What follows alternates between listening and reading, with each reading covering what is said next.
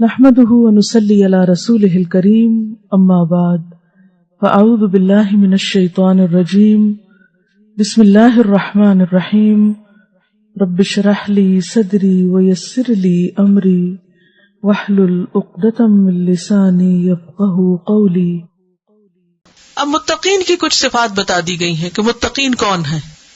الذین، وہ لوگ، یؤمنون، جو ایمان لاتے ہیں، جو ایمان رکھتے ہیں۔ ایمان کیا ہوتا ہے؟ مان لینا، دل سے، زبان سے اور عمل سے۔ کسی چیز کو ماننا دل سے، زبان سے اور عمل سے۔ یؤمنون بالغیب، غیب پر۔ غیب کا لفظ جو ہے ان چیزوں کے لیے آتا ہے جو نگاہوں سے اوجھل ہوں، جو نظر نہ آئے۔ غیب کیا ہے؟ جو نظر نہ آئے۔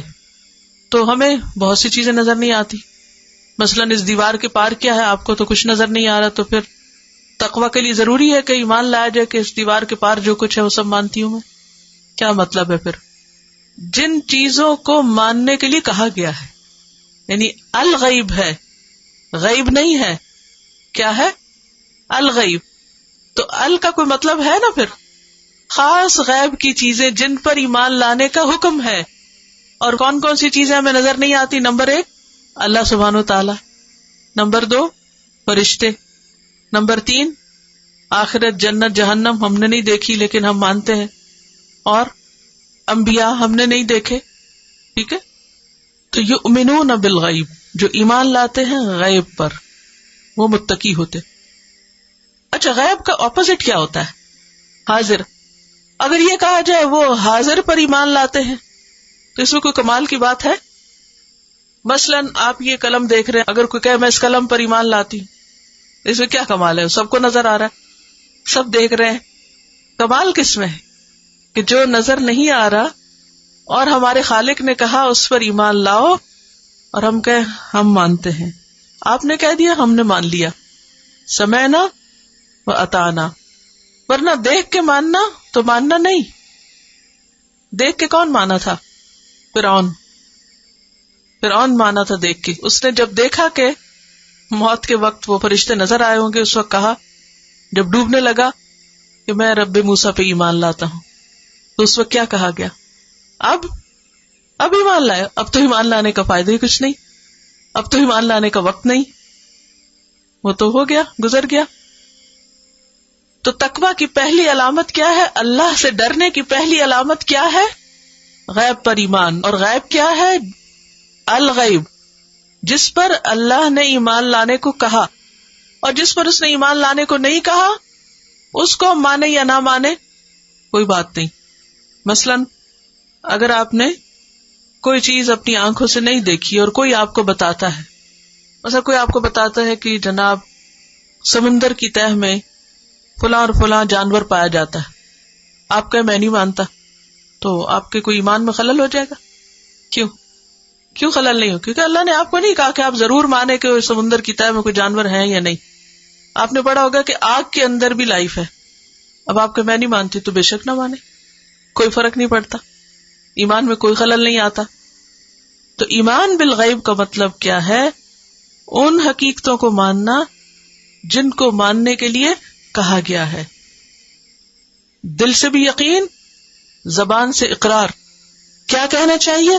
آمنت باللہ، کہ میں اللہ پر ایمان لائے، وملائکتی، اور اس کے فرشتوں پر، وکتبی، اور اس کی کتابوں پر، ورسلی، اور اس کے رسولوں پر، والیوم الآخری، اور آخرت کے دن پر، والقدر خیرہ وشرہ، اچھی بری تقدیر پر، من اللہ تعالیٰ کے اللہ کی طرف سے ہے، والبعث بعد الموت، اور موت کے بعد دوبارہ جی اٹھنے پر، اور عمل سے اس کی تصدیق۔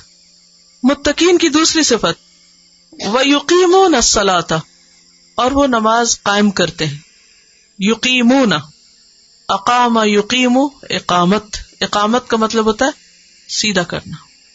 عربی زبان میں جب لکڑی کو بالکل اسٹریٹ کر دیا جاتا ہے، کاٹ کے، چھیل کے اس کو اسموتھ کر دیا جاتا ہے، تو اس کے لیے لفظ ہوتا ہے اقام العود کہتے ہیں، یعنی کہ لکڑی کو سیدھا کر دیا۔ تو کسی بھی چیز کو جب سیدھا کر دیا جائے، ٹھیک ٹھاک کر دیا جائے، تو اسے کہتے ہیں اقامت. بازار میں جب خوب رونق ہو جاتی ہے تو عربی میں کہتے ہیں اقام السوق، کہ بازار سیدھا ہو گیا، یعنی کام چل پڑا، شروع ہو گیا، بازار گرم ہو گیا. تو یقیمون کا مطلب ہے وہ قائم کرتے ہیں. قائم کرنے کا مطلب یہ نہیں کہ کوئی نماز لیٹی ہوئی تھی تو اس کو اٹھا کے سیدھا کھڑا کر دیا ہے. اس کا مطلب یہ ہے کہ نماز کے لیے جو شرائط ہیں، ارکان ہیں، ان کو پورا کرتے ہیں. نماز قائم کرنے کا مطلب کیا ہے؟ نماز کو ان کی شرائط اور ارکان کے ساتھ ادا کرتے ہیں. وہ کیا ہے؟ نماز کی شرائط کیا ہے؟ ارکان کیا ہے؟ سب سے پہلے تو وقت کی پابندی اور قبلہ کی طرف رخ کرنا اور طہارت، نیت. اگر نیت کے بغیر آپ سب کر رہے ہیں تو اس کا فائدہ نہیں. اور طریقہ درست ہونا، جس طریقے سے آپ صلی اللہ علیہ وسلم نے اس کو پڑھا ہے اسی طرح پڑھنا. ایک مرتبہ نبی صلی اللہ علیہ وسلم مسجد میں تھے تو ایک شخص نماز پڑھ کے جلدی سے تو آپ کے پاس آیا اور اس نے آ کے آپ کو سلام کیا. آپ نے فرمایا ارجع فصلی فإنک لم تصلی، جاؤ نماز پڑھو اس لیے کہ تم نے نماز پڑھی نہیں. وہ دوبارہ گیا اور اسی طرح جلدی جلدی کر کے واپس آ گیا، آ کے سلام کیا. آپ نے فرمایا ارجع فصلی فإنک لم تصلی، جاؤ نماز پڑھو تم نے نماز نہیں پڑھی. پھر وہ پڑھا کے آ گیا. آپ نے پھر فرمایا ارجع فإنک لم تصلی، تم نے نماز نہیں پڑھی. اس نے پھر کہا کہ آپ مجھے بتا دیجیے کہ کیسے پڑھنی. تو پھر آپ نے اس کو طریقہ بتایا کہ کس طرح جب تم کھڑے ہو تو سیدھے کھڑے ہو اور اس طرح قرات کرو، اور پھر جب رکوع کرو تو اطمینان سے رکوع کرو، جب رکوع کے بعد کھڑے ہو تو اطمینان سے کھڑے ہو، اور جب سجدے میں جاؤ تو ٹک کے سجدہ کرو، پھر اٹھ کے بیٹھو اطمینان سے بیٹھو، پھر دوبارہ اطمینان سے. تو یہ جو اطمینان سے نماز پڑھنا ہے جس کو تعدیل بھی کہتے ہیں، یہ کیا ہے؟ نماز کا رکن ہے. اس شخص نے قیام بھی کیا تھا، رکوع بھی کیا تھا، سجدہ بھی کیا تھا، وہ سب کچھ پڑھا تھا جو پڑھنا چاہیے تھا، لیکن اس کے باوجود کیا کہا گیا؟ تم نے پڑھا ہی کچھ نہیں، تمہاری نماز نہیں ہوئی. ہم میں سے بہت سے لوگ نماز پڑھتے ہیں لیکن کیسے پڑھتے ہیں؟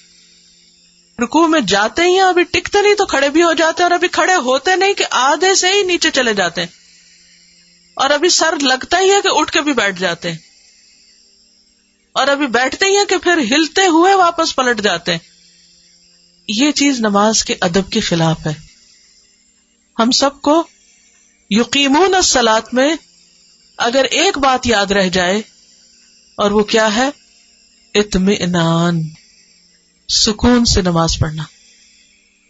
ایک کتاب ہے نماز نبی، کیسٹس بھی اس کی موجود ہے. اگر آپ یقیمون الصلاۃ کے اوپر عمل کرنا چاہیں تو وہ بہت فائدہ مند کتاب ہے آپ کے لیے. وَيُقِيمُونَ الصَّلَاةَ، اور وہ نماز قائم کرتے. صلاۃ کا لفظی معنی ہوتا ہے دعا، اور اس میں الصلاۃ میں فرض اور نفل سب آتا ہے. یہ صلاۃ کا مطلب دعا ہوتا ہے، الصلاۃ کا مطلب دعا نہیں ہے. الصلاۃ کا مطلب خاص طریقے پر ادا کی ہوئی صلاۃ. کیونکہ بعض لوگوں نے اس کا معنی کیا لیا، جی صلاۃ کا مطلب ہے دعا کرنا، بیٹھے بیٹھے جہاں دل چاہے دعا کر لو، بس ہو گئی نماز. تو یہ نہیں ہے مراد الصلاۃ سے. الصلاۃ سے کیا مراد ہے؟ خاص طریقے پر اللہ کی عبادت کرنا، جو نبی صلی اللہ علیہ وسلم نے ہمیں کر کے بتائی. وَيُقِيمُونَ الصَّلَاةَ، جو اللہ سے ڈرتے ہیں ان کے عمل میں کیا ہوتا ہے؟ وہ نماز کی پابندی کرتے ہیں، وہ صحیح طریقے سے پڑھتے ہیں، خشوع خضوع سے پڑھتے ہیں. وَمِمَّا رَزَقْنَاهُمْ يُنْفِقُونَ، وَمِمَّا، اور اس میں سے جو رزقناہم، رزق دیا ہم نے ان کو. رزق ہر نفع مند چیز کو کہتے ہیں. رزق کیا ہے؟ ہر فائدہ مند چیز. جو فائدہ مند چیزیں ہم نے ان کو دی ہیں وہ کیا کرتے ہیں؟ ينفقون، صرف خود نہیں اپنے اوپر خرچ کرتے بلکہ سے آگے بھی دیتے ہیں. اسے رکھ نہیں لیتے، خرچ کرتے. ينفقون انفاق سے. ينفقون کا لفظ جو ہے نون فے قاف سے ہے. انفق ينفق انفاق. نفق کہتے ہیں سوراخ کو، انفاق کہتے ہیں سوراخ کرنا. تو ينفقون یعنی جو ہم نے ان کو دیا ہے اس کو وہ آگے بھی دیتے ہیں، خرچ کرتے ہیں. اور خرچ کرنے میں مال بھی ہے اور دیگر چیزیں بھی. اگر یہاں صرف مال بھی مراد لیا جائے تو اس سے مراد زکوٰۃ، صدقات، سب چیزیں اور نفقات. 3 لفظ لکھ لیں گے، زکوٰۃ، صدقات، نفقات. یہ آپ دیکھیں 3 لفظ، زکوٰۃ واجبہ، صدقات مستحبہ اور نفقات لازمہ. یہ ينفقون میں آتا ہے. زکوٰۃ واجبہ کا کیا مطلب ہے؟ فرض کی ادائیگی. اگر کسی کے پاس 1 سال تک اتنا مال ہو جس پہ زکوٰۃ آتی ہو تو وہ 2.5% کے اعتبار سے اس کو سال کے آخر میں اپنے مال میں سے لازمی نکالے گا. دیٹ از زکوٰۃ. اور صدقات مستحبہ کا کیا مطلب ہے؟ اپنے پسند، شوق، خوشی سے فی سبیل اللہ جب جتنا چاہے دے. اور نفقات لازمہ کیا ہے؟ کہ جہاں اللہ نے خرچ کرنا لازم کر دیا وہاں خرچ کرے. جیسے بیوی بچوں کا نان نفقہ لازم ہے، یہ بھی دین کا حصہ ہے تو اس کو بھی خرچ کرتے ہیں. ٹھیک ہے. زکوٰۃ واجبہ، صدقات مستحبہ یعنی اپنی محبت سے، پسند سے، اور نفقات لازمہ، لازمی خرچ کرنا جہاں ضروری ہے. خواہ وہ زکوٰۃ نہیں، وہ صدقہ نہیں، وہ کیا ہے؟ ذمہ ہے آپ کے، آپ کو یو ہیو ٹو ڈو. لیکن یاد رکھیے کہ انفاق کی شرائط ہیں. نمبر 1 اسراف نہ ہو. اسراف کیا ہے؟ ضرورت سے زائد نہ ہو خرچ کرنا. نمبر 2 بخل نہ ہو.